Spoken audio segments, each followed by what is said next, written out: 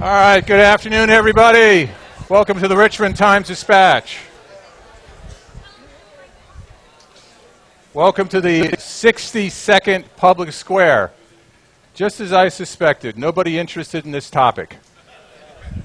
Well, welcome. This one is our first one of the 2016 season after a very successful 2015 where we packed the house last time. And a very interesting conversations about Richmond's future thanks to a group called Richmond's Future that was presenting a visionary route for what Richmond needed to consider, the city and the region. We packed the house because we were talking about Richmond's future. That's an interesting thing about the public square topics. If you talk about the past, you'll get half of an audience. If you talk about the future, you get a jammed house.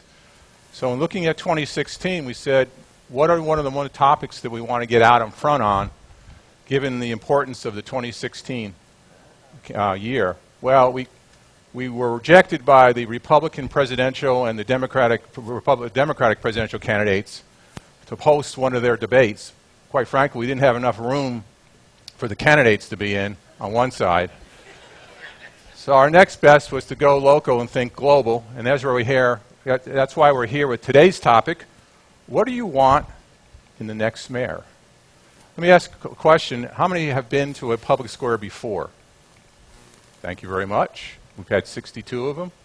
How many are there for the first time? First-timers, welcome. We'll all teach you the secret handshake later on. There is none. Here's the deal. It's a 90-minute program.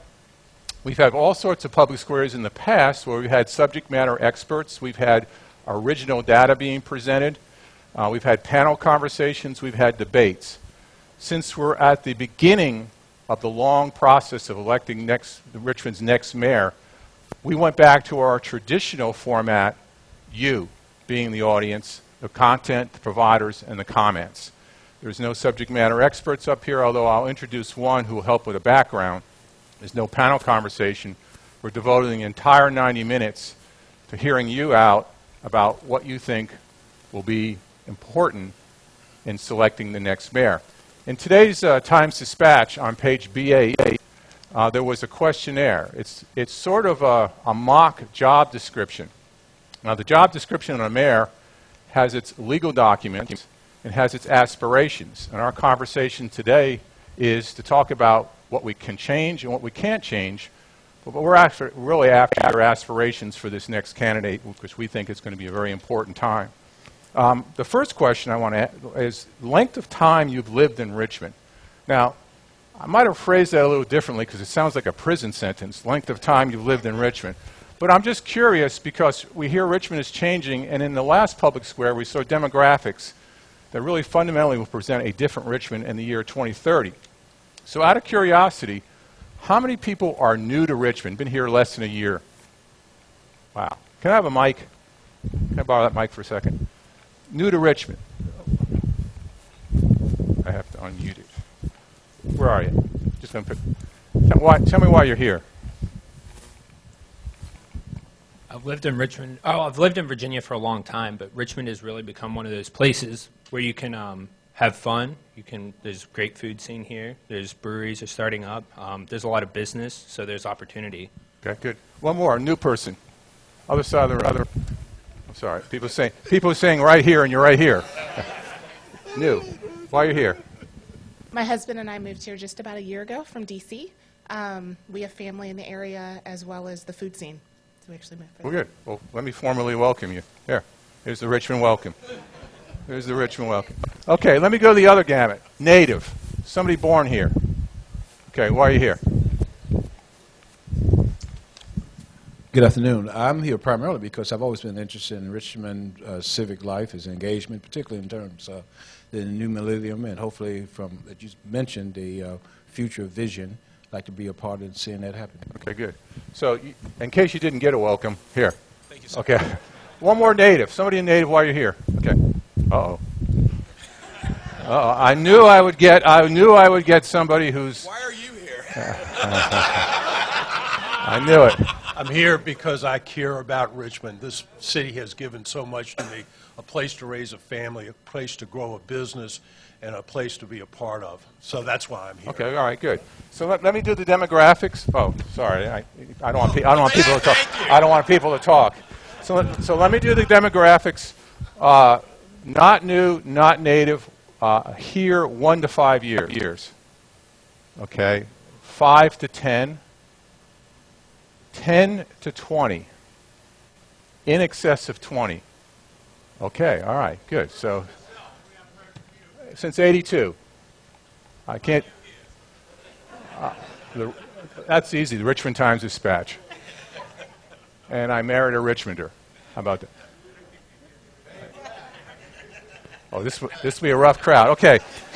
So in this very good job description, you know, when you're in business and you want to hire somebody, you update your job description to make sure that the candidates meet your current needs. So we asked you to take a look at this if you read the Times-Dispatch in B8. So here are some of the questions from which we might get answers. Name the most important qualities and abilities in a mayor of Richmond. Write your own job description for the next mayor, including education, skills, and work experience. What should be the top priority item for the next mayor of Richmond? Should the mayor of Richmond serve as a leader for the entire region? And, if so, what are some of the skills that are important that are needed to unite the region? Just some questions to consider when you make your comments. Before we go to the audience, and I'm going to ask you, you can see the size of our group here. And those of you standing in the back, there's plenty of seats up here. A standing crowd is not a good crowd. Come on up. You're not interrupting anything. We'll keep this informal. But it's really important that you keep your comments to about 3 minutes so that we can get as many comments as possible. We're actually going to record on our big screen in here some key points. So if those points are made, you can either go ditto, I want to add something else. So there's a diversity and an abundance of different concepts going forward. Before I go to the audience, I want to introduce my colleague, Michael Martz. I'm going to ask him to provide some context and background. Of course, we've had 2 mayors. Michael covered Mayor Wilder, but he has an unusual perch in the fact that he's covered local government, he's covered state government, and he's talked to a lot of Richmonders over the years. So we thought before we got going, we provide some of the background as to how we got here and what are some of the key ingredients of the mayoral equation that we need to figure out going forward. Michael? Good afternoon. Nice to see you all here. I'm primarily a state government reporter now, but I've been at Richmond newspapers, the Times-Dispatch, and before that, the Richmond News Leader for 30 years. And in that time, I've covered local government, City Hall, the counties, the region, in different phases. But my biggest stint was at City Hall in 2007. I know Ellen Robertson and Bruce Tyler will remember that as the year of the long knives. And it was one of those one of those years you don't forget. I think I aged in dog years that year. Governor Wilder was mayor then, but I've also covered. Is this working? Yep. I've also covered Mayor Jones in many instances over his 2 terms, and so I do have some sense of the institution and the people who have filled it. One of the things I want to mention, because I know many people focus on personalities, Governor Wilder's flamboyant personality, Mayor Jones's more reserved personality. But really, I think the city needs to address some of the institutional tension that is inherent both in the city and in the region. And that's where I think I can guide you a little bit, because in that year of 2007, there was a great deal of tension, warfare, actually, between Mayor Wilder and City Council. School board was involved. The business community was involved. We're seeing some of that still with the school board and the mayor's office and the council. But at that time, We had a new form of government that was approved by voters in 2003. Mayor Wilder won in the first term as the at-large mayor, first at-large mayor since the 40s, I think, 46, something like that. Before that, the council simply chose a member of the council who were elected to the specific district to serve as a mayor. It was more of a ceremonial position. I think I could argue that the strongest mayor I've known was the city manager, Robert Bobb, at the time. But it was a different form of government.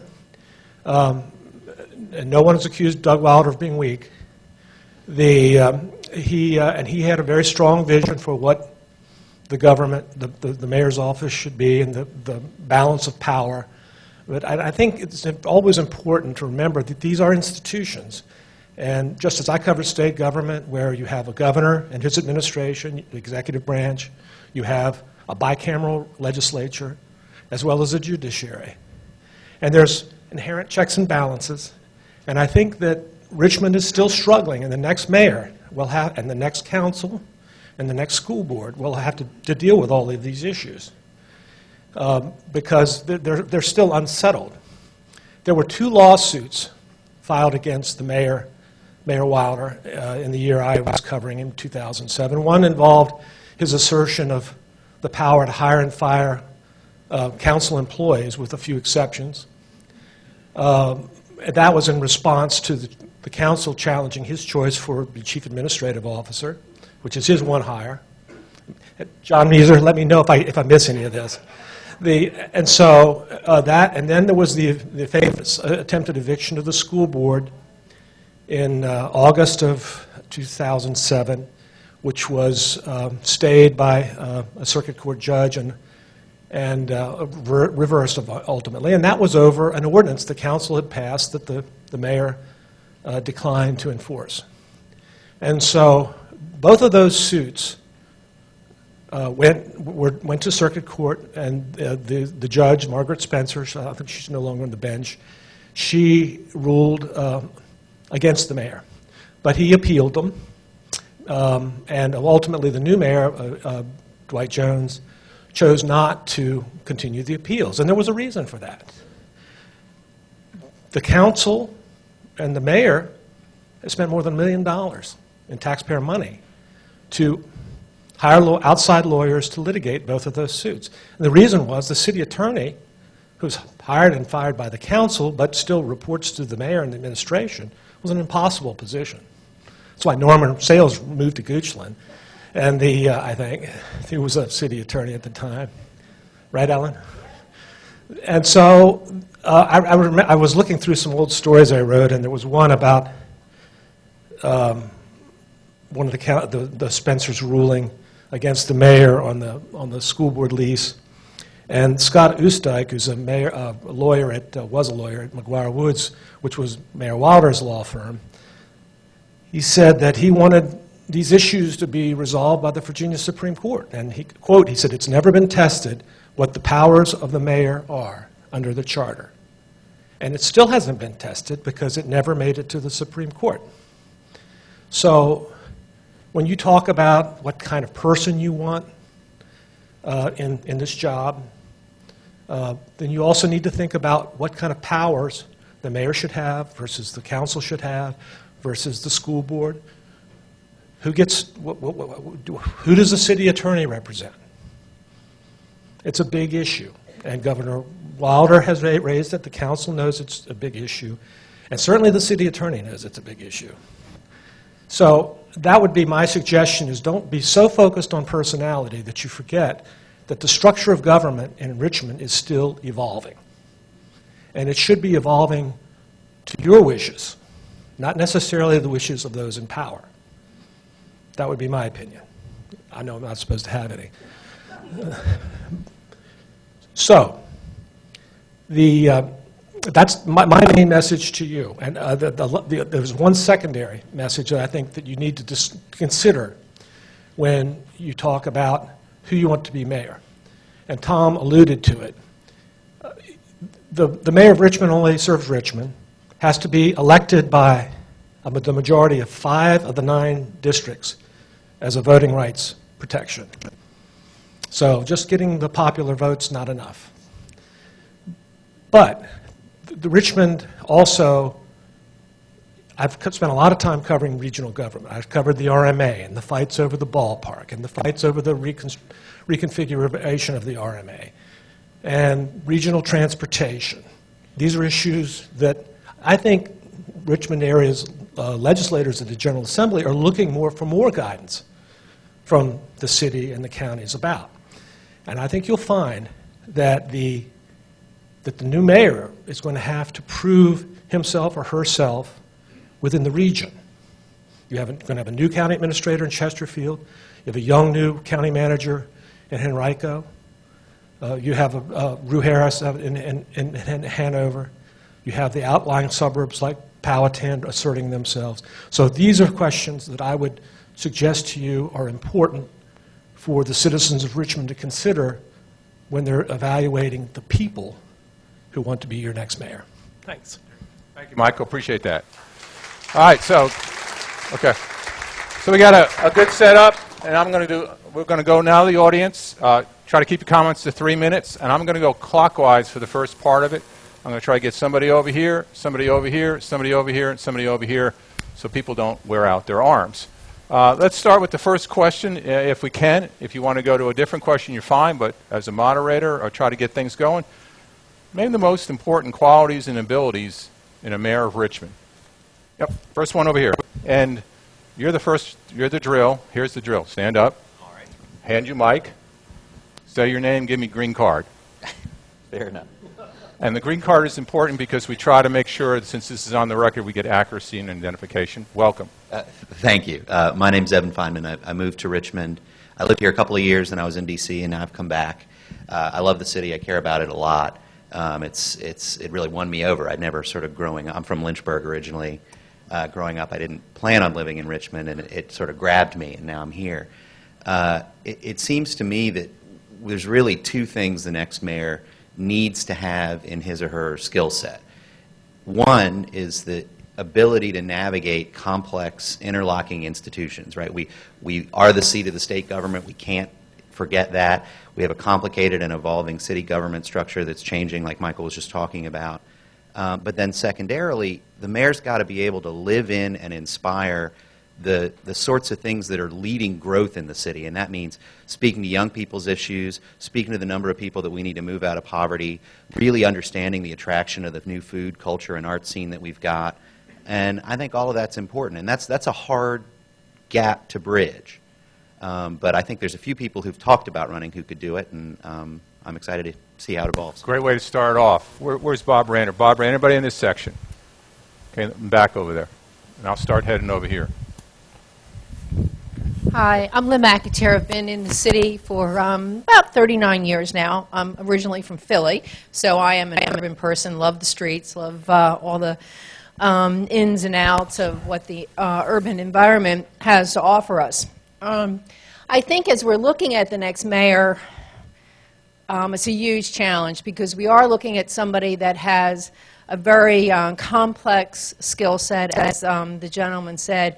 We need to have somebody that is a real bridge builder, somebody that can interact with our counties because they're definitely a part of how the city develops. But we really need to have somebody that can look at our neighborhoods.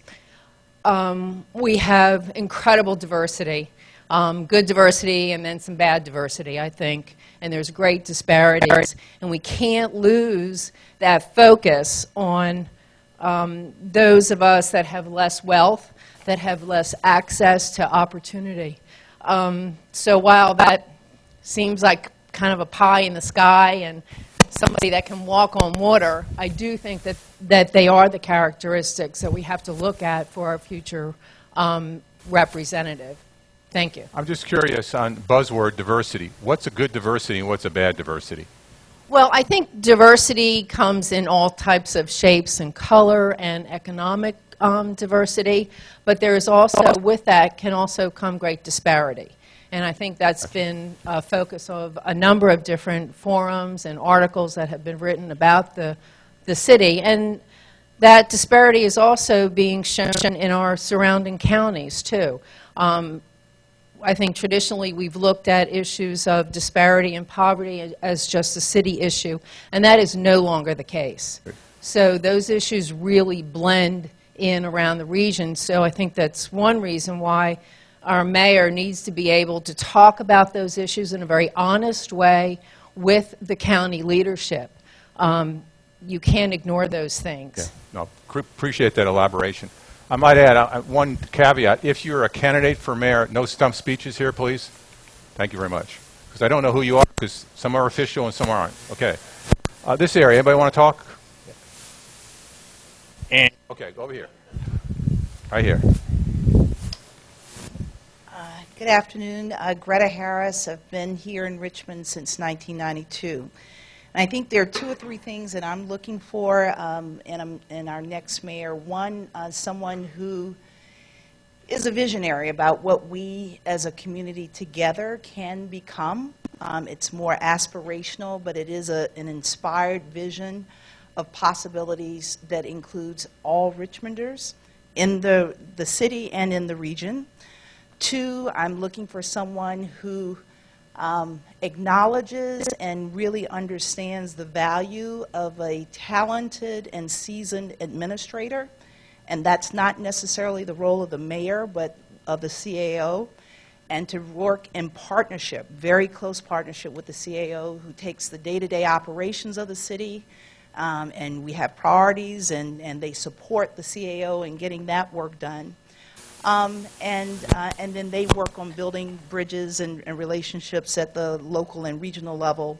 And then the third part is really to be honest about the great things that are going on here in Richmond, but also some of our shortcomings. We have a rich and complex history that still plagues us today, and I think we have to set a welcoming table where all Richmonders get to weigh in on our future and to have the courage to make policy decisions that are not in the immediate very likable, even by the citizen base, but we're really putting Richmond on a trajectory for the next 20, 30 years to really set policies that will put us in a good stead for all Richmond citizens to be able to participate and contribute to making our community better. Okay. Quick question. How does a mayor... To be very intentional. It's easy to go to different segments of our community, like the corporate community, because there are resources, there's power there. But I think being in a community building industry myself, it is long and cumbersome and not a straight shot when you actually invite people to come in and voice their opinion about what they would like to see in their community, because they're most impacted by what is or isn't done. It's not easy, but inevitably you always end up with a better byproduct if you go through that process to include people. All right, appreciate that elaboration. Bob, who you got on that side?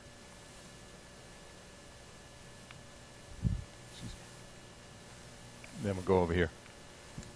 Welcome. Hi, my name is Garrett Pryor. I came here to Richmond in 2006 as a teacher, and like a few of Greta's points there, I think the Richmond mayor has to cast a vision for our city and our region.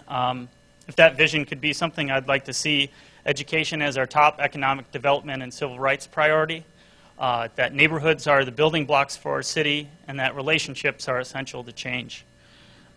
We need a great manager. We need responsible finance and personnel management, transparent and responsive government. And to the question you asked, Greta, I think we need engagement that looks to empower the people in the planning process and not necessarily how it's currently practiced. And finally, we need to align our actions around addressing issues. And I think that's where you're going to get the regional buy-in. One of our best examples, I think, right now is with Mr. Williamson over there in the Office of Community and Wealth Building. It's looking at the issue of poverty in the city, and however government is aligned to achieve that, or however we work with the private sector to get that, it's addressing an issue. So the answer wouldn't be regional transportation. The answer is finding how do we improve our region's job access and workforce development. And so that through that is our regional transportation. And then finally, looking at neighborhood transformation. And so if that's our issue, then whether it's education, whether it's social services or planning or economic and community development, those are how we're going to align our government around addressing those issues. Good. Now, you said you came here as a teacher. You're still a teacher? No, I work as a planner for the town of Ashland. But why did you get out teaching? I don't have kids and wanted to go back to grad school for something different, and VCU has a terrific urban planning school. And I guess really as a teacher, I saw a lot of the brokenness in the community reflected in the school, and so I wanted to go out and figure out why that was happening. Okay. And so. Good. Glad I asked the question. How about this side over here? This section. A little different when it's regionalism, isn't it? All right. Okay. Bob, you want to catch? I'll go over here. Welcome. Hi, I'm Sarah Mullins. I'm going to piggyback a little bit off of what Greta said just around someone who can really set the vision for change. And I think one thing that I'm new to Richmond, 3.5 years here, but one thing I've noticed is that parts of our community are really, really comfortable with the idea of change and learning from other communities. And I think the mayor has to be someone who is able to kind of get the whole community on board and comfortable with change. So that's, you know, really acknowledging the failures and successes we've had so far, but also learning from the failures and successes of other cities to which we're compared. So the Austins and the Portlands, and someone who can kind of really rally people around those visions as opposed to just kind of entertaining all of the different aspects of the community. So really uniting not just regionally, but uniting the different voices within the city as well. So for Sarah's benefit, how long does it take you not to be new in Richmond? Oh, how many people say more than 10 years? Okay, all right. All right, it's like, how long can you say Happy New Year? Okay. All right. How about this side over here? Anybody want to keep, yeah. Hand the mic over to you. Get the drill. Thank you very much. See that green My card? name's Bill Galash, and I came to the last meeting and I thought all the ideas were wonderful. I want somebody that can sell it. We've got all these ideas, but I just want somebody who can bridge the gaps and do all the things that we need to do. Talk a little bit more about the activity of selling. What does that mean? Well, you got to hold the mic, Bill. Yeah, you've got difference of opinion, so you need to be able to bring the parties together so that something actually happens that's for the best of the community and not just for that individual party. Okay, good. One other follow-up question. Stephen Covey says, in order to get to the solution, you have to sell the problem in order to get buy-in, or should we spend more time selling the solutions? Where do you think we are as a city and a region? I think the problem's the bigger issue. Selling the problem, getting everybody aligned on it? Yeah. Okay, all right, cool. All right, good. Selling. A lot of good descriptions here. We're writing a very interesting job description. Bob, where are you? I'm going to go over here. Here we got somebody right over here. Okay, let me get this side first. Oh, I already know what you're going to say. Okay. Hi, I'm Ravi Perry. I'm a professor at VCU in politics. Happen to have written several books on mayors. So Google me and buy them. You've written several books on mayors? I have. But really? So the new question, I moved to Richmond in July, so I'm really new. Okay. So the question for me is that you need a mayor that has gravitas, that has know-how, and that is energetic. This is a city on the move, and if you don't have a mayor that can really propel the city forward, then you really are going backward. And I think the best way to do that, what we've seen around the city, and around the nation, in cities this size, is if you have mayors that are able to build from the bottom up. In other words, build programs and policies that serve the least among us first, and then we are all made prosperous as a result. And I can point to a dozen cities where they've done that, and those cities have budget surpluses and are well, any ones you've studied in particular you want to point out? Because benchmarking and comparing others. Right, yes. So you have larger cities, obviously, but like you were saying earlier, someone was saying, like Austin, like Portland's. But you have medium-sized cities in Ohio, like Toledo, Dayton, Columbus, which has grown exponentially from a size initially of Richmond to what is now about 800,000 in the last 20 years.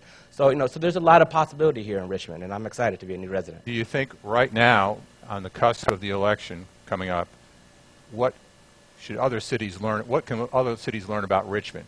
as a strength? Anything? Well, come to one, the mind? history of Richmond is amazing, right? But I think we have I would say that. but I think we have a problem with portraying certain aspects of Richmond's history and not others, right? And so it's known worldwide with the cycling race, for example, of being the home of the Confederacy, but it's also a lot of strong immigrant families in Richmond, a lot of strong, obviously, African-American history in Richmond, and that is not necessarily given its fair due.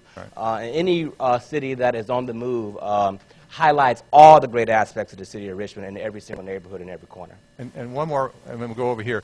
This energetic thing, what do you mean? I mean, everybody out on calisthenics at 8 o'clock in the morning, or I mean, energetic? Well, you have to have enthusiasm and energy, right? So I live in Shockoe Bottom, and it is a fairly revitalized neighborhood. Has some issues with gentrification, but fairly revitalized neighborhood that has a lot of new young folks coming, a lot of med students, a lot of young professionals, folks who live in the area and then commute to D.C., but they choose to live here in Richmond. So it's a lot of amazing changes, and those people, a lot of new voters, require like a real excitement in order to get them to go to the polls and really invest in the city. A vote for mayor is an investment in the city. In order to do that, you've got to be energetic and really convince a lot of folks that what you're doing is really in the best interest of everyone. Why do I get the impression that you're very energetic in the classroom? I am. Okay, thank you. Very good. Well done. Thank you. Hi, Bob.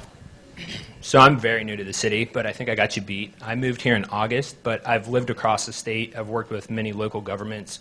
And one of the things that the city has right now is a lot of energy. It has a lot of business that's coming here, has a lot of young people that are moving here because there is business and there is a culture where it's exciting to live here. We're being ranked as one of the best places to eat, one of the happiest places to live. So when I look for a new mayor, I would highly advise people to look for somebody who has a view of the city where we understand that education is key. I tutor math at Chimborazo Elementary, and I see what the city needs. But at the same time, money comes at a price.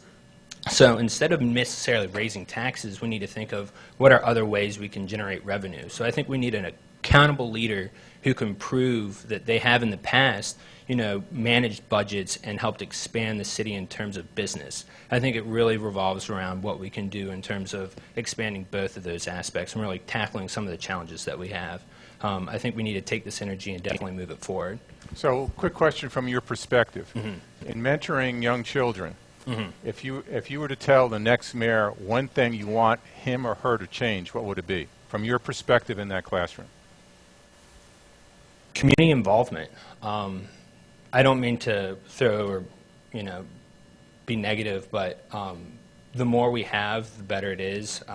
I teach a student that knows PEMDAS, order of operations, but doesn't know his multiplication tables. If he could have somebody, offer the time or have a teacher or have the resources to make sure he gets those basics down, our future will be better. We'll have a better educated workforce. So. All right, thanks for what you do. Let's hand the microphone right in front over here so we don't have to spin around. Jim? Nicole, you might want to raise the point size. I'll have to go to the eye doctor afterwards, but I know you. It's interesting that you've got almost a page already, and some really good descriptions. Yes, sir. Welcome. Well, I'm Jimmy Ryan. I'm a native here. My mother brought me into the world in 1938 in Richmond. Jimmy Ryan. Who are you applauding, her or me? Huh?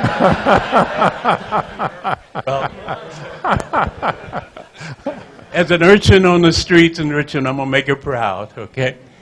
I've looked at this, and I got it in the paper this morning. I wish you had sent the outline out earlier to sort of get my thoughts focused for the last month on this issue here. But anyway, what we really need, and I think I agree with what everybody says, that to run a large corporation like a city, you really need to have somebody who has those CEO type of qualities, from education to experience to vision and all of that.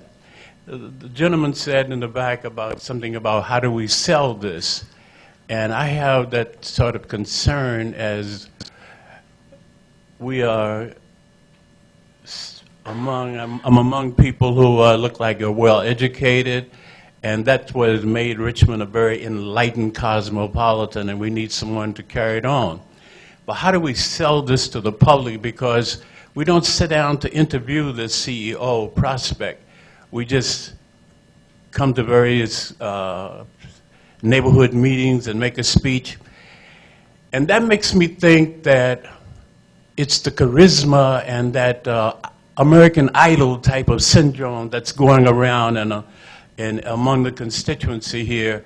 And rather than sitting down to really scrutinize and vet a person, and by doing so, you would eliminate those who don't have the qualifications. So I get back to the point, how do we get them to the public to look at an individual and individuals that we want to have for our city government?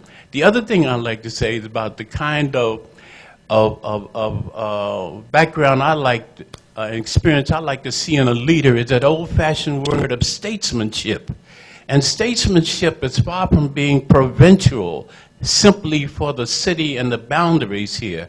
It's one who would look with broader vision at not just the hamlet called Richmond, but all the surrounding areas. And this person must have the quality to rise above that and also to help the citizen to rise above that. Now, we can go on and describe all the adjectives we need to have fortitude, perseverance, and all those kind of things. And I think that's what all we are agreeing here today is what we need. But how do we get those who are going to vote to look that way and to say, this is not, baby, American Idol. This is something real here. Thank you. Good, well done. Okay, good, good. And I think on that applause, they're applauding for you, but we'll say it's for your mom, too. Okay. How about this area over here? Okay. This area. Okay, sure, thank you. Now, what happens usually about 10 minutes, 10 minutes before the end of the public square, everybody raises their hand, and they make me feel bad, and I have to go to HR to reprocess everything. So if you got something to say, please say it here. Welcome. Thank you. I'm Linda Tashir, and I don't live in the city. I work in the city. And one of the reasons I don't live in the city is because when I moved here 15 years ago, I was told by everyone here, don't live in the city if you have kids, because the school system sucks. And was that an exact quote? That was an exact quote. I'm a huge proponent of public education. I was raised in a family of 2 teachers who truly believed in public education. I believe in it. My husband did. We wanted to send our kids to public schools, and we were told, don't do that in Richmond. I think things have changed in the last 15 years. I don't think they've changed enough. So I would just like to reiterate that I would like to see a mayor who really puts a lot of effort and focus on our public education system, because it is the backbone of everything else that we do. But in speaking specifically about what are we looking for in a mayor, I think the 2 things that I would be looking for is character and transparency. I think as far as leadership is concerned, really looking at someone's character and their ability to lead and their integrity and all of those other things that go into character are so critically important. Richmond has gotten a lot of notoriety around our culture. It would be great if we got the same notoriety around the character of our government and how we lead our city. So I think that's really important. And around transparency, you know, I feel like someone who can share information, share it openly, and share it with everyone is someone that I would like to see in the city. And also, I guess the last thing I'd just like to say is someone who can make decisions. I feel like we go around and around and around and around sometimes, and no decision is made. Surround yourselves with really smart people. Get really good advice. Reach out and be inclusive and make sure you're hearing from every group that you can. But it all comes down to someone making a decision to make something happen. And so for me, it's not so much about selling it as it is about making a decision based on the best information you have from a wide group of people, and that's going to be in the best interest of the city. So those are the things that I'd like to see in a mayor. Welcome. Thank you very much. Appreciate it. I might add, I'm not. We have the school superintendent of Richmond sitting in the audience over here. To your point, I'd be remiss if I didn't recognize Dana Bennett, please. All right. All right, Bob. Good afternoon, everyone. I'm a lifelong Richmond region person. And your name, please? Tyrone Nelson. I currently serve on the Henrico County Board of Supervisors. And I thought whether or not I should talk, being that we're in Richmond, but I feel like I've earned that right. I've been here my whole life. So I was listening to Mr. Ryan, and he actually motivated me to talk because I spent a lot of my formative years playing in his backyard with his son. I'm a proud Richmond Public School graduate. I tell people that all the time. I graduated from Thomas Jefferson High School, and I say that with pride. I have a few things that I want to say. My parents still are Richmond residents. They live in the 5th District. I work, my day job is in the city of Richmond. Pastor a church a mile from here. And for the past 18 years, I've lived in Henrico County and been serving our community out there in Henrico. I would love to, in the future, I'm still young, and so I'm looking into the future.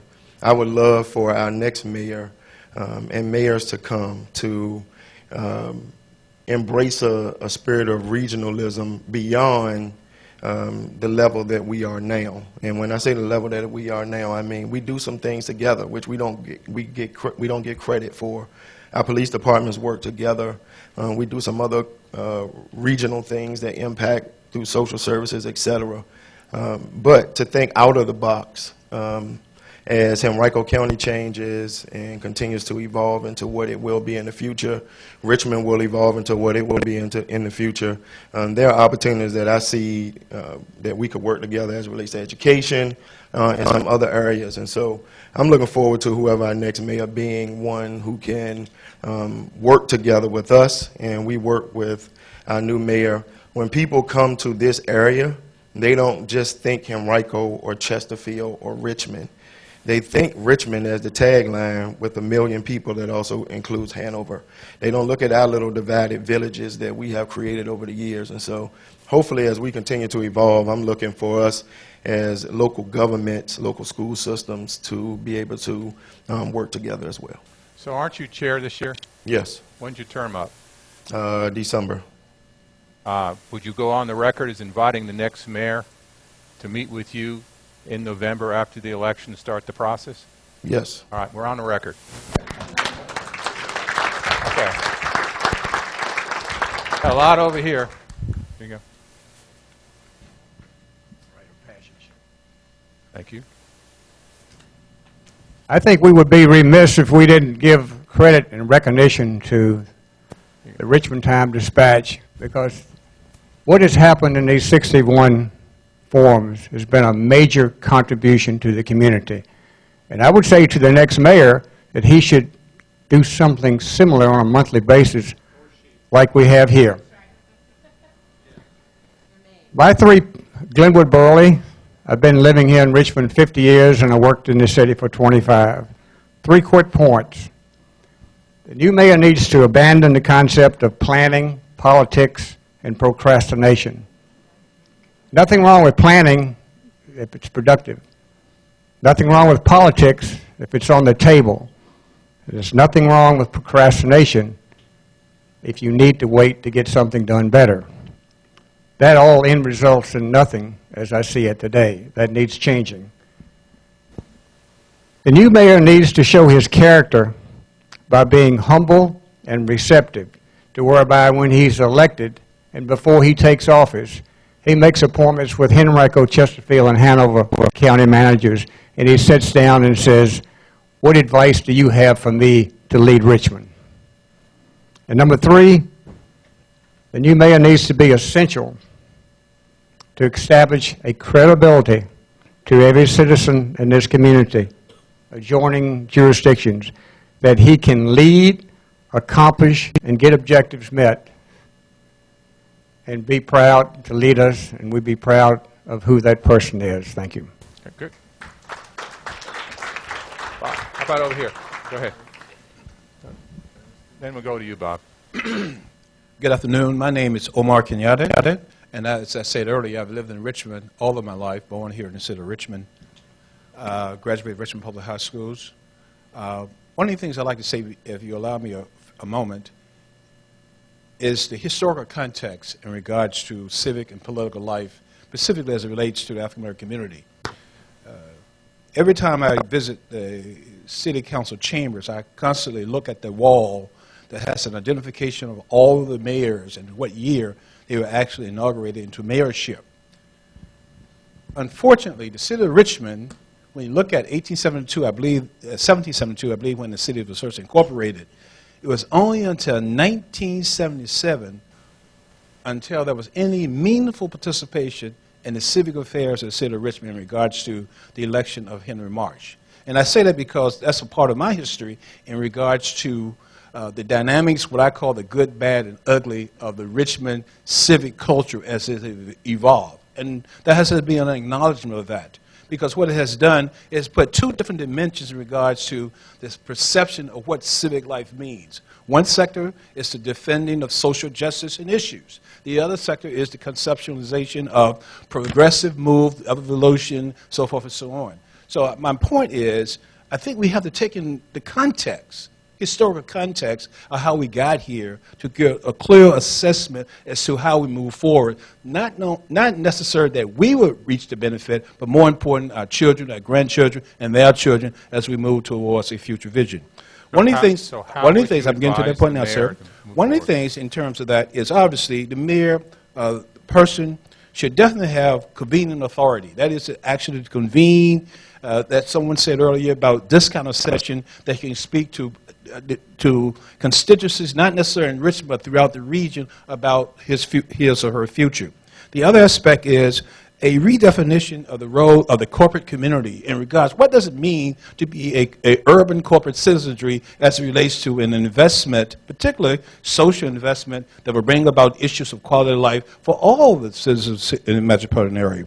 The other part of that I would like to say in closing is that the provision in regards to public education, not only in the context of Richmond Public Schools, but more importantly, how we move the public education vision forward. I had a lot of comments in regards to regionalism, and as I think I said earlier, I was speaking to someone, and I saw the report of Richmond Future, very illuminated minds that actually put that vision together. But even in that illumination of thought, the notion of regionalism was still like untouchable territory. And there has to be a reason behind that kind of there are two things about Richmond: resiliency and resistance. Okay. The question is, regionalism is the model. Okay. The question is, how do we get to that level where it's no longer a talking point, but there's an engaged process to move that forward, move that process forward? And well put, and that's on the agenda for the next mayor as well. Well put. Bob, where are you? Got somebody in the back? Very quiet crowd back here. Yeah. We can go over here, okay, and then I'll start moving over here. Welcome. Hi, I'm Marty Moradian. I actually live in Chesterfield, just across the river, but my connection... It's okay. My connection to the city of Richmond, I do a lot of business here. I work in real estate, but I'm a big brother with Big Brothers Big Sisters, and I've been doing that for the past 3 years. And the one thing that I was going to wait to see if it came up to not be redundant, but I really want to put the pipeline to prison on the board because it's real. I've seen it. The neighborhoods are tough. The stuff that the kids get in trouble for would be a slap on the wrist out in the counties. And if it seems when they have a mentor, when they have somebody with them to pull them out of that, somebody's watching, that somebody cares about them, they don't get in the kind of trouble that they would get if they were at it alone. And one of the big issues, because I'm 100% for public education, but I really think that we need to tackle the poverty problem before we start throwing money at new schools, $50 million buildings or whatever they cost, because we've got to go at the source. Why are the kids coming to school? Why are the schools underperforming? And I really believe that poverty is one of the things that attributes to that. And one thing I'd like to see the next mayor do is coalesce the whole body, the council, the school board, and really take everything and adopt the worst school and say, I'm not going to sleep until this school is a blue ribbon school of excellence. And for 4 years from now, whenever the next re-election is, I hope the headline is pipeline to prison, replaced with a bridge to a better way of life. Good. So, thanks. Thanks for input. Good. Here you go. Now, wait a minute. You can't hand me your green card because your notes are on it, so I'll wait. Okay. Welcome. Welcome, everyone. My name is Megan West. I'm a researcher here in Richmond. I work at MH Weston Company. I'm also a native of Richmond, grew up here, went to Richmond Public Schools, went on to go to William and Mary. And I think one thing I want in the quality of a mayor is someone that's going to address the growing young professional population that we have here.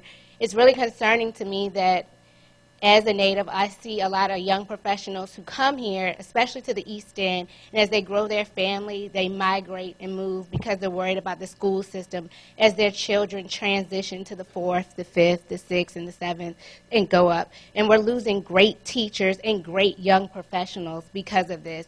And I see lots of my friends who go on to move to the Portlands, to the DCs, to Maryland, and that's a concern for me. Good, good. Thank you. Now, I'm sorry, I didn't hear. We can. I'm not opposed to that. Michael Paul Williams, by the way, you broke a rule. You did talk. I'm glad you did. So his question, do you think it's time for a young... And by the way, I'm 0 for 83. Millennials or young professionals? What do you want to be called? Millennials. Okay. I'm not opposed to a young professional running the city of Richmond. They just have to be really invested in the city and know the dynamics of the city. Okay, good. Jim Ukrup already straightened me out of millennials over there, so I'm fine. Bob, over here. Go. I could comment at this time. What I want to do is draw attention to Dr. Benton, who so kindly joined us today. We've raised the issue of education a couple of times here. We all know how important that issue is. We've had a good deal of focus on early childhood education in our community that began in the mid-90s or so, and we continue that today with lots of support from organizations and the corporate community. But I would ask Dr. Benton, and I don't want to ask a specific question, I'd just like to ask about how you might be responding to some of the issues that have been raised already about the importance of education and where we are with in our community. But John King has taken over the role of the moderator. I did not ask you. I was content for you to just to sit here and relax, a quiet respite from your work. But no, he's got to go and get you a microphone. Okay, good. Good afternoon. Good afternoon. Thank you. Well, first, I'm going to start with where you said we talked about. So all the research tells us early childhood is a first step. And so that's why we have put a lot of emphasis in expanding it. We've gone, when I got here, from 800 approximately kids in early childhood to just over 1,100 now. We continue to try to grow that. The second piece is a big part is we're trying to retool our career and technical education program. We can no longer keep talking and thinking that all children are going to go to college. They're not. And it is not bad to not go to college if you're going into a career path. So we went and took the trip to Nashville, and we're trying to figure a way to duplicate that model here with academies. So we had the first site visit by the Nashville Academy for Next Generation. They've made suggestions of possible pathways for all of our schools. They also suggested that we make RTC a full-fledged standalone school in it.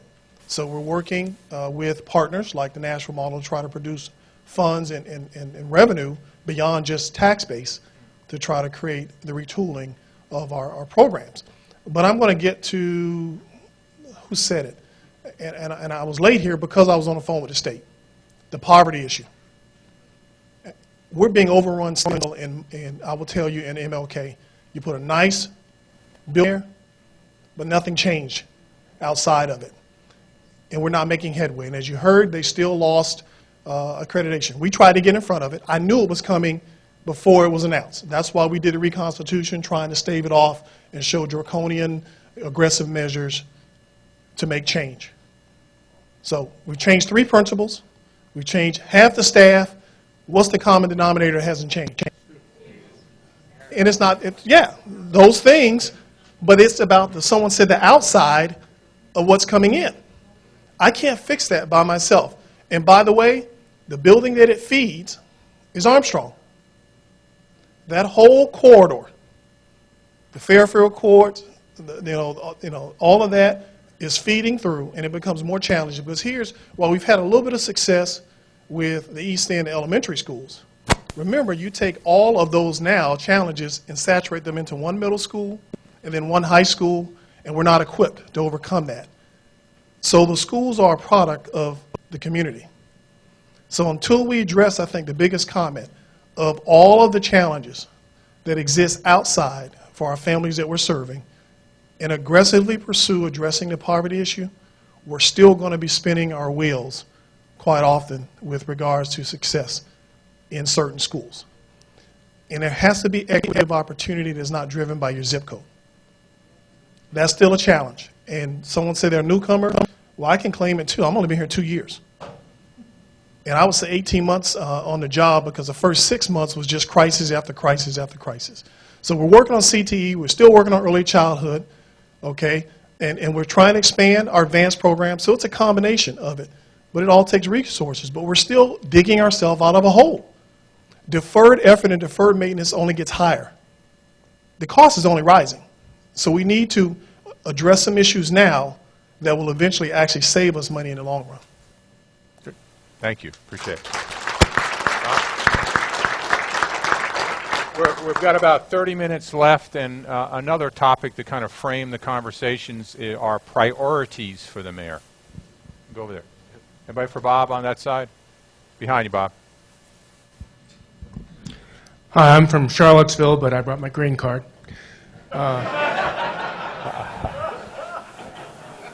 I did have the privilege and the pleasure of covering about 20 General Assembly sessions here in Richmond for the Charlottesville paper. You have to identify yourself. Bob Gibson. I work at the university in the Sorensen Institute for Political Leadership.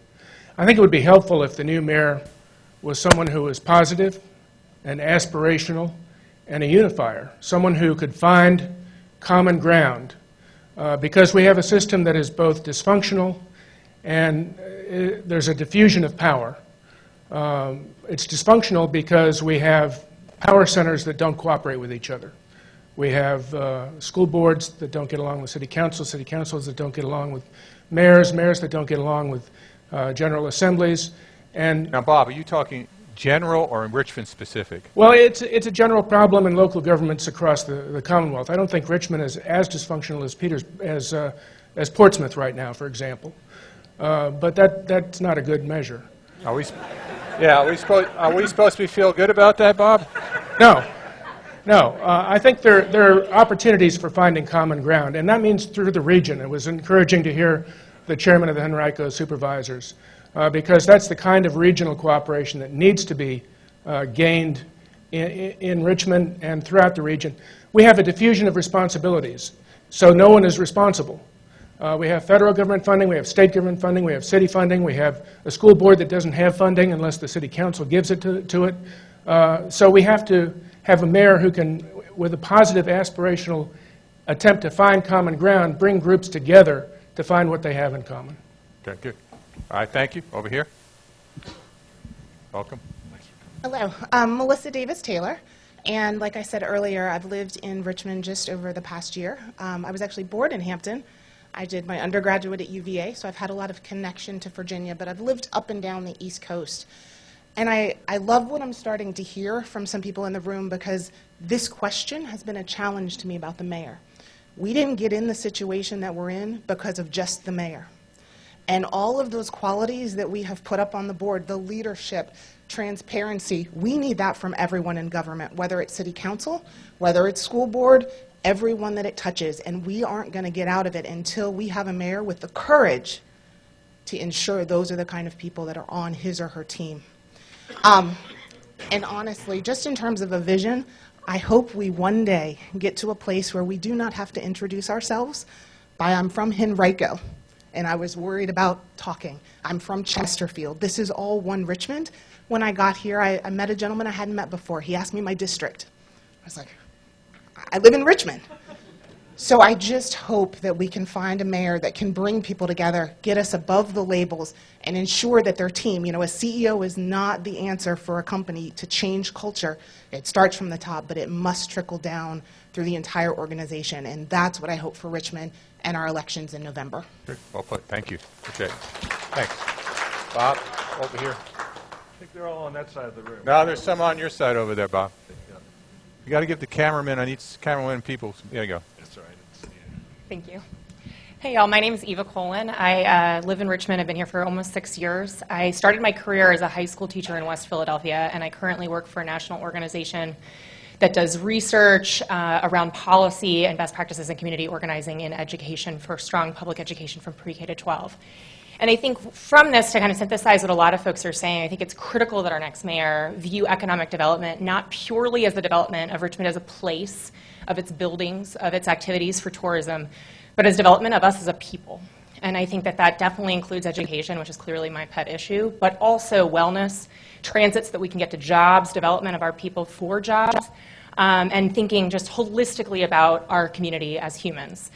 I think beyond that, it's critical that this person have a transformational vision for the future of our city, and within that, a relentless sense of resolve towards getting there. And with that, too, thinking critically about the role of the mayor's office to be involved in and setting priorities for those who do the work across the spectrum. So rather than relegating education simply to the school board and the superintendent's office, thinking critically about how the mayor's office can be a complement. And I think we see that in other places. Oakland's mayor hired a director of education who in June said we cannot be fractured in our efforts to support kids. And I think that's true here. And the power of our public school system will be transformed and multiplied if we have an incredible amount of support coming from the mayor's office as well. Thank you. Okay, good.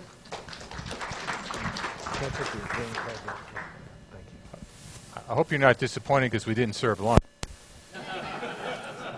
Appreciate you coming. Good afternoon, Nathan B. Richmond, Virginia. I was born here. I left for a number of years, and I've been back about 40 years.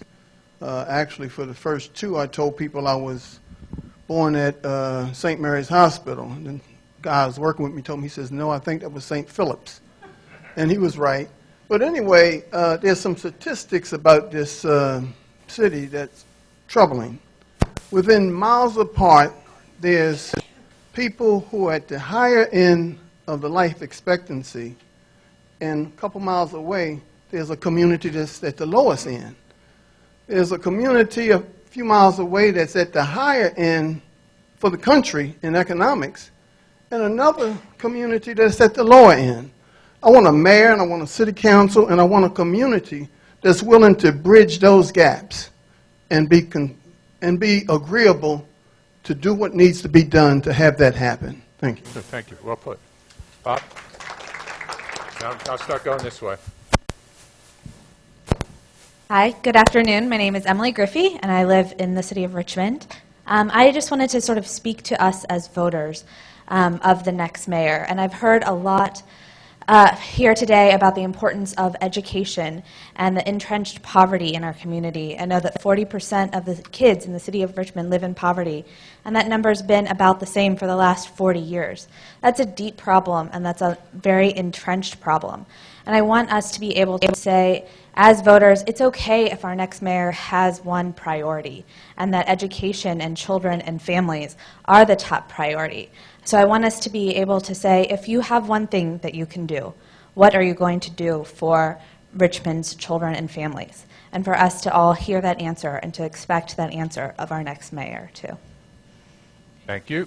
I'm in the back in case somebody's back here. Okay. I'll get you first. Welcome. My name is Rebecca Holbrook, and I am a resident of the city. I've lived here for about 11 years. I want to just add a little bit to what Emily said, that in communities that have embraced a focus on building parental resilience, they've been able to reduce instances of what we are now calling adverse childhood experiences, traumatic events that are affecting kids who are living in poverty. And though it's a long-term solution, it really is turning communities around. So when we talk about education and investing in education, I think we really need to be talking about investing in our parents and in building the resilience of our parents as well.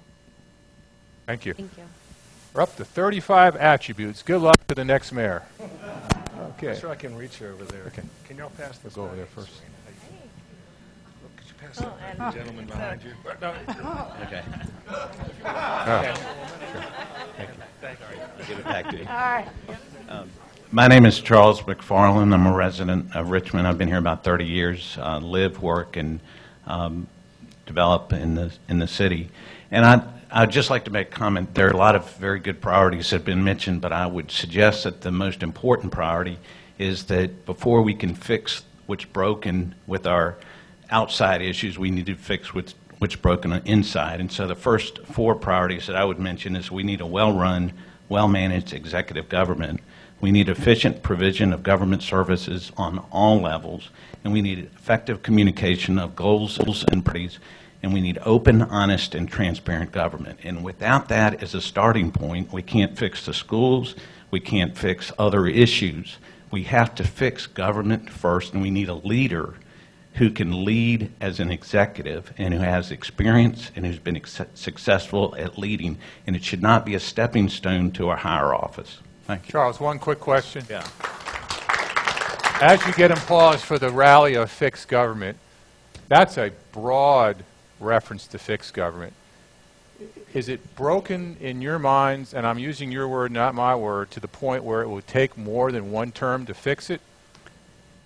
I think that's likely, but it has to start at the very beginning. And I think that the leader needs to focus internally in making sure that the systems work, that accounting is correct, that financial reports are submitted on time, that people come to work and do what they're supposed to do. If they don't, they're held accountable for not doing it, and that the city has to work internally first as a government before it can start addressing other issues. Other issues are great, and we can always point at other issues, but the government itself needs to be led by a successful CEO.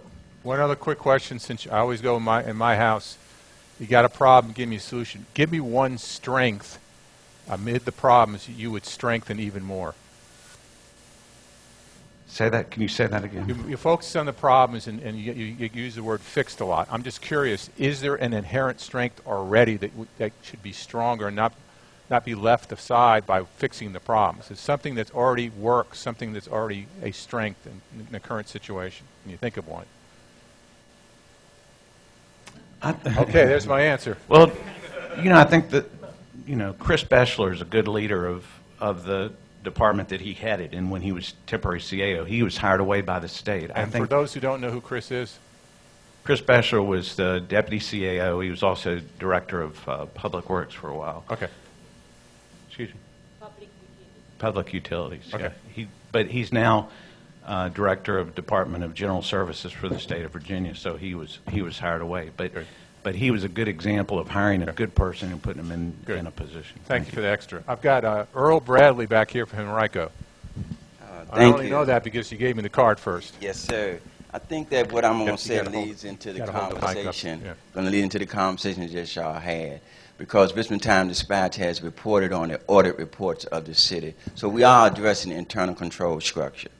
That's what we are addressing. And then they also put in the paper how it can be effectively addressed. So we need to make sure that the next mayor is very much educated on the internal control structure, which is the enforcement of the procedures, policies, and everything that entails in order for things to happen. Now, but it's not just the mayor, it's city council too. And you ask how other ways that it can be addressed. I believe that it's already incorporated in our own laws where they need to have an oversight committee. Because right now, as citizens, we don't really trust what they say, even if we get folks that we do. We need to have some type of oversight panel, which our law, Virginia Public Vernacular Law, will allow a disinterested party or panel to be a part of the public bodies that deals with these economic developments that's going on, a part of the EDA, a part of RRHA that's running AMARC right now. If we're not aware of what's going on and them complying to what the law is, that's the fix. It doesn't take a rocket scientist, but you have to have the oversight to enforce it.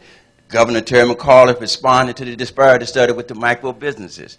He did the same thing that, at that point, Governor Warner, Governor Tim Kaine. You can make all the laws, but if you do not have in place some type of enforcement to make sure that it is done, we're going to still be back here a couple of years later. Thank you. Okay, thank you. Appreciate it. Okay, Bob. Good afternoon. My name is Michael Clark. This is my bride, Rosemary, of nearly 50 years. Is this your Valentine's Day gift? When you're in love, every day is. Okay, here we go. There we go. All right, good night, everybody. Good night. Everybody leave. Yeah, baby. We came to Richmond in 1973 from Louisville, Kentucky, where we grew up, by way of Hartford, Connecticut. And I traveled the length and breadth of the country for 2 years while out of Connecticut as a college recruiter for a major corporation. I fell in love with Richmond. We love Richmond. Amen? Anybody in there? Can I get any witnesses? Richmond is a wonderful place to live and raise a family. We raised 2 baby boys here. We have 4 young lady, what did you say? You can't make it here, you can't make it nowhere. Is that right? I've heard some real inspiration from this young man over here, born in 1938, who talked about character, and it's a young lady who had to leave talked about character, and the young man from Charlottesville who talked about being positive. We are entrepreneurs, and we believe so much in Richmond and so much in the power of education to lift up every person that we invested our time and resources in Fairfield Court Elementary School for 10 years. We adopted that school. We had babies. Most of our babies had a single parent. I living with grandma. I stepped into a middle school environment for 3.5 years teaching American history at Thompson Middle School, and I learned a lot about the community. And the 800-pound gorilla in the room that no one wants to talk about, I'm just going to leave it right there and let you think about that, because that's the subject that no one wants to talk about. It goes to poverty. It goes to the community that Dr. Bedden talked about, where the babies come from. And if that doesn't get fixed, then we can wax eloquently. I've really been impressed with the scholarship of most of the commentators. We can wax eloquently all day long until we put our hands on that practically. I'm a businessman. I believe in practical application solutions. Getting to the mayor issue. What's the quality needed in a new mayor? He needs to be someone, first, who's positive, who greets people with a smile, and treats everybody like they're somebody. Amen? He or she needs to be someone who embraces the entire community. And Richmond is not just a city, it's Richmond.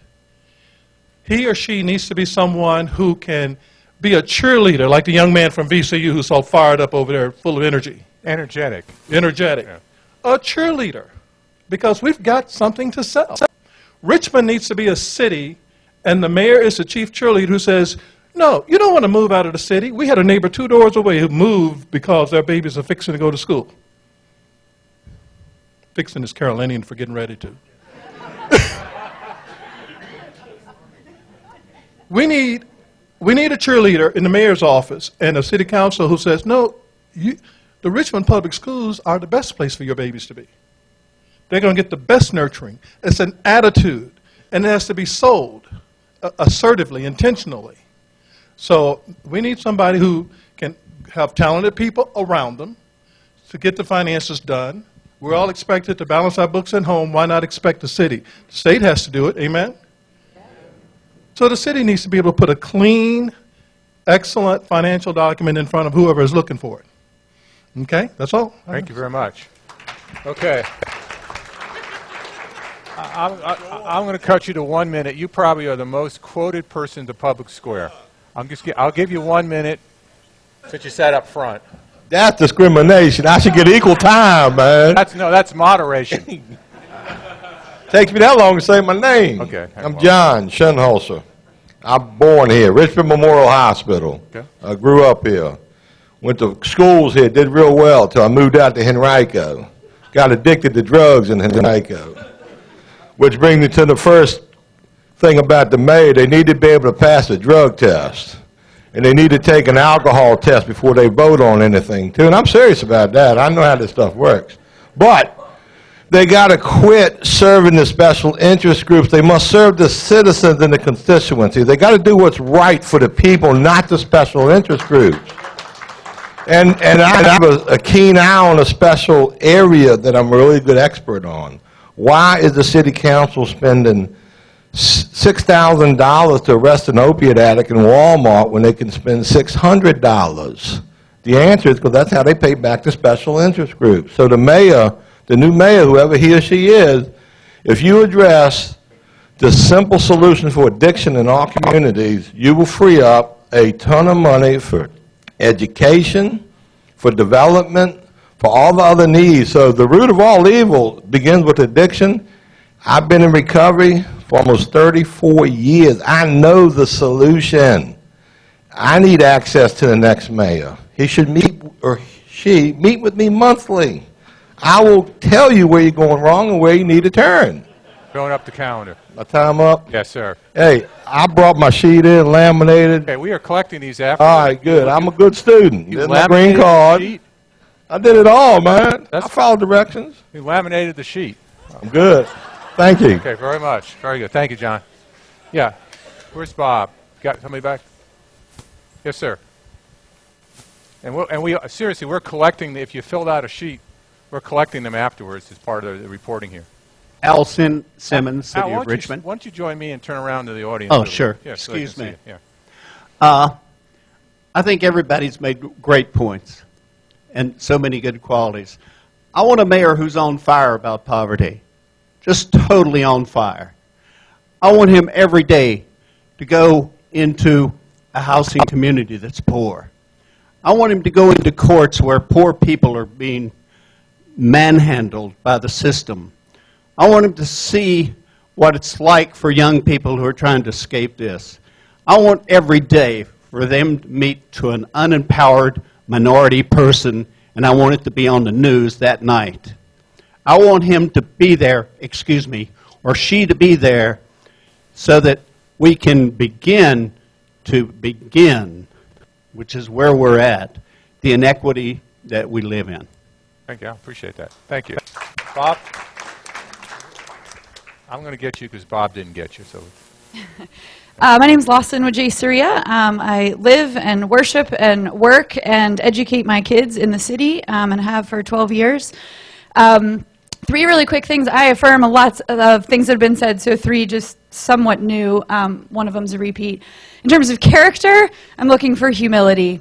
I'm looking for somebody who knows they cannot do it alone, that they are not the answer, but that they can build team around themselves and have the humility to face really big, complex, hard things. In terms of leadership and vision, when we talk about like what vision they're putting forth, and I assume this was your elephant, but race matters in Richmond. It has mattered every day that I have been here in so many different arenas of how I interact in the school system, with other people, in my job. Race matters. We need a mayor, I believe, who understands that race matters, who understands the Black Lives Matter movement, who wants to be a leader, who wants to be out in front of talking about these things. So as a community, we know how we will respond if another young black man is killed, that we will know if that happens here in Richmond, which obviously it is happening, but if it happens in the way that has been going on in the last year, that we will know as a community how we're going to respond. Lastly, just the issue that I don't think we've brought up, education certainly my pet one, but I think connected to the same thing about poverty and the trauma background is housing. Until we have a community where we are committed to mixed income living, not, I don't want it in my backyard, where we actually want to live with each other, where we actually protect housing for all people to be able to live together, that's what will change education, that's what will change poverty, that's what will change those other things. We got to care about housing, we got to know what we're doing, and we've got to provide safe, affordable housing. Thank you. Appreciate it.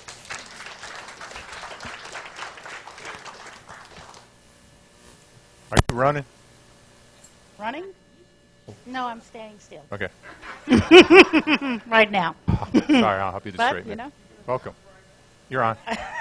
You're on. My name is Ellen Robertson. I live in the city of Richmond, and I also am serving as the city council representative for Richmond City Council.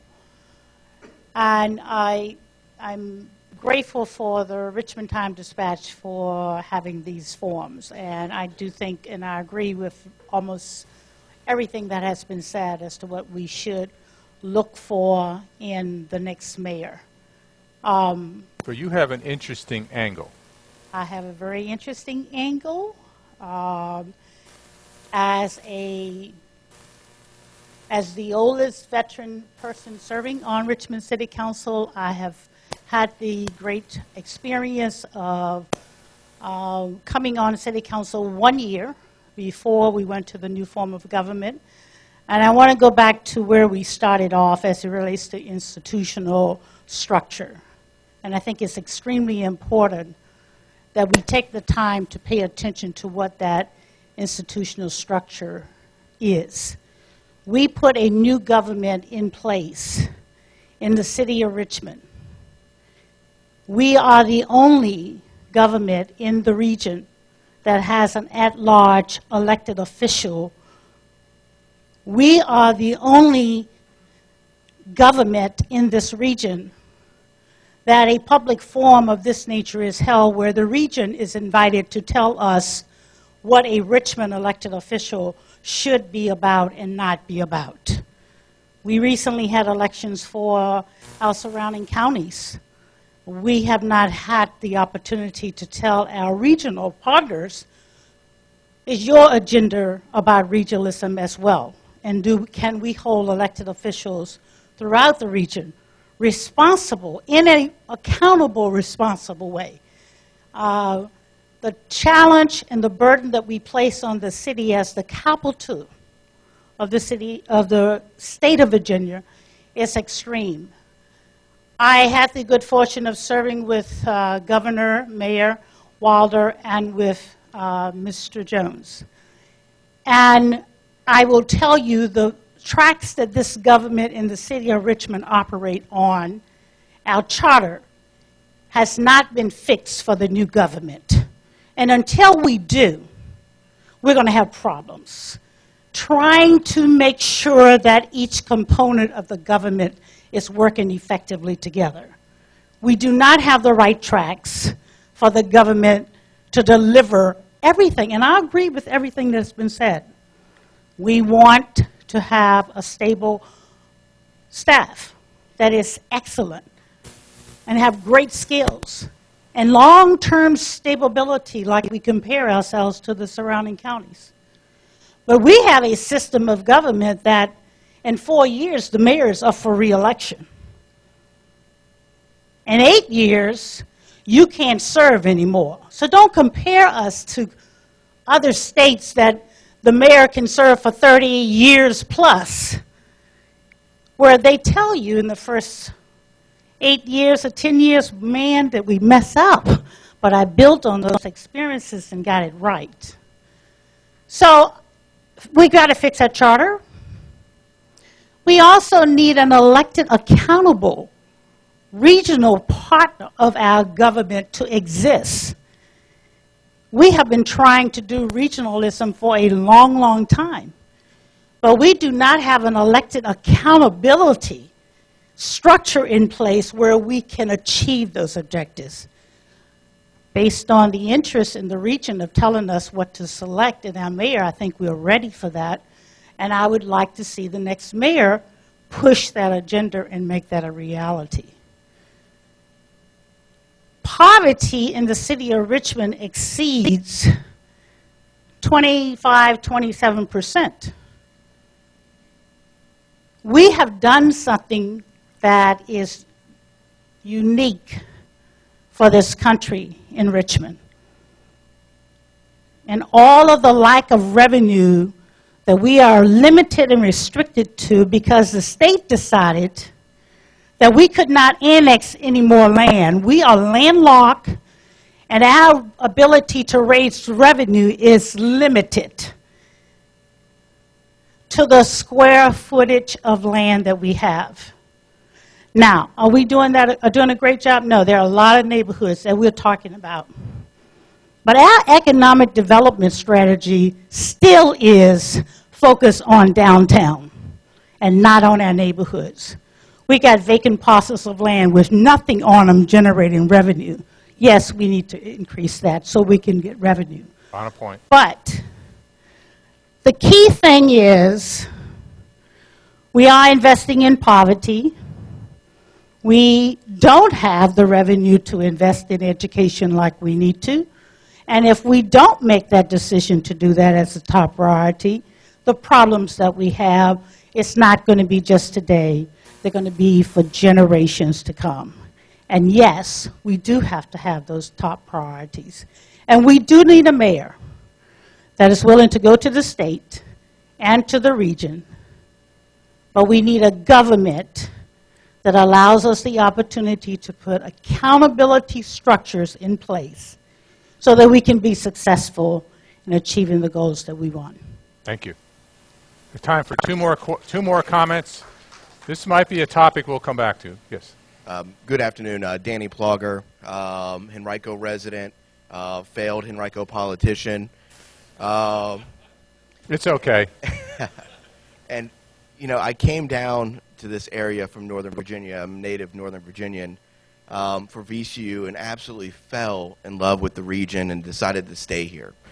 Raised my family here, work in the nonprofit community, and obviously run for office as well. And the priorities that I think for the next mayor, and I'm not trying as a Henrico resident to say that the next mayor needs to be X, Y, Z, but I am a resident not just of Henrico but of the Richmond region. I don't look at borders when I go shopping. I don't look at borders when I go have a drink or to grab a meal or to go see a play. None of that matters. I go wherever the plays are being done or where the best food is or where the good beer is. But the priorities for me are to do the small things well. I think a perfect example of this was the past weekend with the blizzard. My girlfriend works at MCV, and so she got called in for an emergency because of all the people who got called out.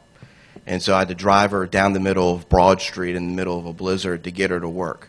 Thankfully, the plowing was great, but I could tell where Henrico County ended and where the city of Richmond began, and trying to get my girlfriend to MCV so that she could work and help save lives. And so doing the small things well is important. The picking up of trash, making sure that sidewalks are repaired, plowing. And also, I think we need a mayor who works locally but speaks regionally. When individuals, whether they're graduating from VCU or coming to visit for tourism, they don't look at Henrico County just for Henrico County. They look at our region. The mayor speaks for the region. When they see this organization, they see it on a regional basis. But even though the mayor speaks regionally, or will need to speak regionally, he has to work locally, work with the city council members, work with our local jurisdictions, and create a partnership that creates a strong region across the board. And most of the local citizens, whether or not they're in the city or in Henrico, realize that. And then finally, focus on the issues that are going to attract the next generation of citizens and business leaders. Education is key. I'm a public school graduate, VCU, obviously. Transportation, this bus rapid transit is important for our community. Sidewalks and bike lanes, those attract the next generation as well. And then deal with poverty, because that's how we bring in the next Citizens 3. Good lineup. Final comment for one more. And Sam, I'm going to call you up, and there's a reason why I'm calling you up. It's not because you have 18 pages there. It's only 3 minutes. Well, no, condense it down because we're almost out of time, but you got the last word. And I'll come back as to why Sam's back. I'm honored. It's going to be different, so hang on.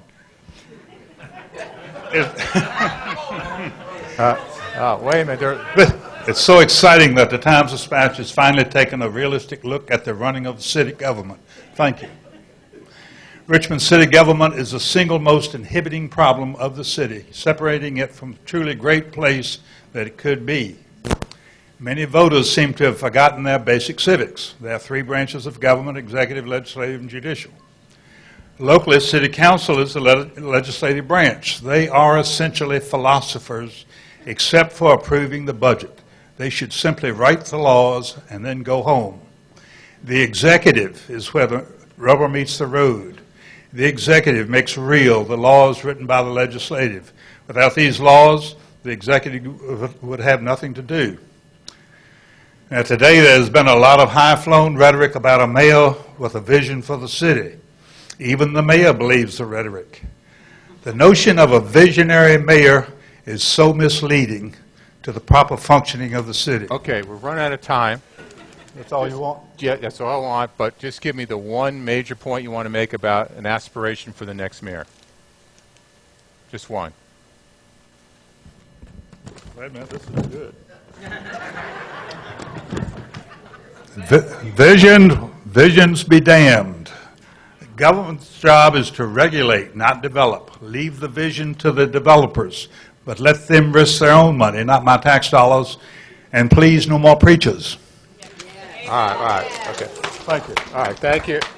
All right, so thank you very much for this public square. I have a feeling that this will be a continual conversation all year. We wanted to get out in front of the campaigning and hear from the public as to if they wrote a job description for the next mayor of the city of Richmond, what would that be? We leave here with about 54 potential characteristics, aspirations, capabilities, skill sets, etc. You're all quite eloquent, you're all quite to the point, and we really appreciate that. Look for coverage in the Times-Dispatch tomorrow, as early as today, tomorrow, and even a transcript in Sunday commentary. I will say one other thing. The reason why I picked Sam, Richmond is an art community. It was an art community before it was a food community. Sam was our first Friday. I want to talk about sport. On this Friday and the next First Friday, yes, his furniture is still for sale, by the way. But on this, our second First Friday is this Friday with Robert Caldwell, whose artwork you're seeing put up in the area. That's another thing. Richmond is a beautiful place. Sometimes you just have to show it. Richmond Times-Dispatch is participating in that in this First Friday.